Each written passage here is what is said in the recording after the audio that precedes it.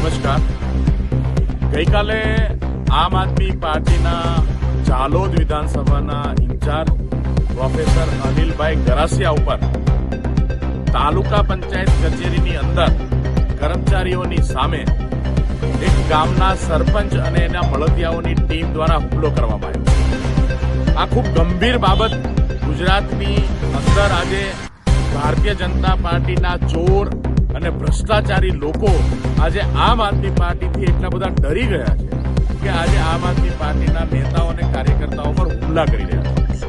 અનિલભાઈએ 10 દિવસ પહેલા આ ગામની અંદર પેપર ઉપર થયેલા કામોની ગામના લોકોએ જ્યારે ફરિયાદ કરી ત્યારે એની મુલાકાતે ગયા. એમણે ત્યાં સ્થળ ઉપર જઈ અને ચેક કર્યું, તપાસ કરી અને જાણવા મળ્યું કે અનેક કામો એવા છે કે જે માત્ર પેપર ઉપર થયા છે. અને એની રજૂઆત ગામ લોકો સાથે જઈ અને અનિલભાઈએ તાલુકા પંચાયત કરી.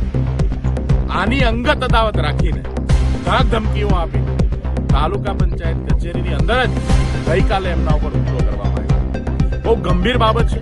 એમને ગંભીર રીતે એમના ઉપર હુમલો કરવામાં આવ્યો અને એ વાત તો સમજા કે ભાઈ આ લોકો પોતાના ભ્રષ્ટાચારને છુપાવવા માટે લોકોને ડરાવવાનું કામ કરે, પણ અધૂરામાં પૂરું પોલીસ તંત્રએ પણ ફરિયાદ નોંધવાને બદલે આવા લોકો અપરાધી લોકોને સજા કરવાને બદલે એમનો પક્ષ લેવાનું કામ કર્યું. અનિલભાઈની ફરિયાદ લેવામાં ટલ્લા કરીને દબાણવશ ફરિયાદ તો લીધી, પણ સામે પક્ષે પણ ફરિયાદ જ્યારે કે જે ભોગ બનેલો છે એમના વિરુદ્ધમાં પણ ફરિયાદ લેવાનું કામ પોલીસે કર્યું. ગુજરાતની આ ગંભીર સ્થિતિ છે.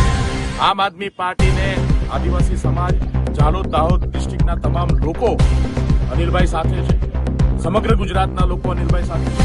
અનિલભાઈ આ સંઘર્ષનો રસ્તો છોડવાના નથી, તમારી ધાક ધમકીઓથી ડરવાના નથી અને આ લડાઈ અમે રોડથી લઈ અને વિધાનસભા સુધી લડવાના છે. તમામ ભ્રષ્ટાચારીઓને છોડવામાં નહીં આવે. જ્યાં સુધી ગુજરાતમાં ભારતીય જનતા પાર્ટીની આ ગુંડાગીરીને ખતમ નહીં કરીએ ત્યાં સુધી ઝડપીને બેસવાના. જય હિન્દ.